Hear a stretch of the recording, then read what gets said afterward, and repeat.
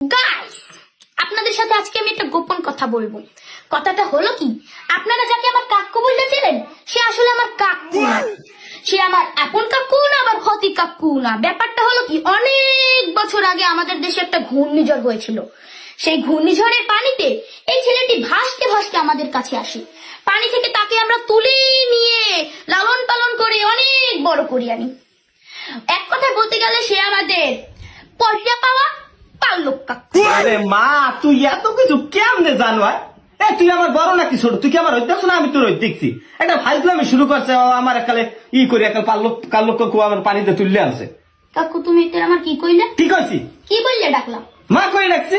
তাই আমি তোমার বড় না, তুমি আমার বড়? হ্যাঁ, বুঝলে না? বুঝলে না? তোমার তো পানি তো বলি আমরা তুললে আনছি, আমি বুঝতে যাইনি। হ্যাঁ, তাহলে তুমি গাবলা করে ভাসতে ভাসতে আইছো, আর আমরা হেনে করে তুললে না তোমার বড় করছি লালন পালন করে। খালি আমরা যে কথা কয় আমি তোমার বড় না, মা হইলে আইছে তুমি আমার বড়, আমি তোমার বড় না, খালি আলতু ফালতু কথা কয়, বুঝতে না? বুঝলে না?